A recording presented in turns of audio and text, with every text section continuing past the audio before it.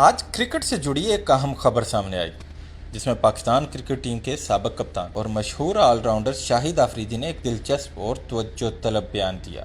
شاہد آفریدی جنہیں دنیا boom boom کے نام سے جانتی ہے، انہوں نے گلگت میں میڈیا سے گفتگو کرتے ہوئے کہا کہ اگر ان کا اثر و رسوخ ہوتا تو وہ آج پاکستان کرکٹ بورڈ یعنی پی سی بی کے چیئرمین ہوتے۔ جی ہاں، شاہد آفریدی نے صاف الفاظ میں کہا کہ اگر میرا اثر و رسوخ ہوتا تو آج میں پی سی بی کا چیئرمین ہوتا۔ انہوں نے مزید کہا کہ ہمارے دور میں قومی کرکٹ ٹیم میں میچ ونرز بہت تھے، لیکن اب اتنے میچ ونرز نہیں ہیں۔ یہ بات قابل غور ہے کہ شاہد آفریدی نے اپنی گفتگو میں پاکستانی کرکٹ ٹیم کی ماضی کی کارکردگی اور موجودہ صورتحال کا موازنہ کیا۔ ان کا کہنا تھا کہ اس وقت ٹیم میں ایسے کھلاڑی موجود تھے جو اکیلے ہی میچ کا پانسا پلٹ دیتے تھے، جو ٹیم کو جتوانے کی بھرپور صلاحیت رکھتے تھے، لیکن موجودہ ٹیم میں انہیں وہ جذبہ، وہ صلاحیت یا وہ میچ وننگ سپارک کم دکھائی دیتا ہے۔ آفریدی نے نوجوان کھلاڑیوں کی تربیت پر بھی زور دیا اور کہا کہ انڈر 16، 17 اور 19 میں کھلاڑیوں کو سکھانا پڑتا ہے۔ انہوں نے کہا کہ ہمیں نچلے لیول میں تگڑے لوگ چاہیے تاکہ وہ کھلاڑیوں کی اچھی ٹریننگ کر سکیں۔ ان کا کہنا تھا کہ جو نچلی سطح پر مضبوط اور اہل کوچز،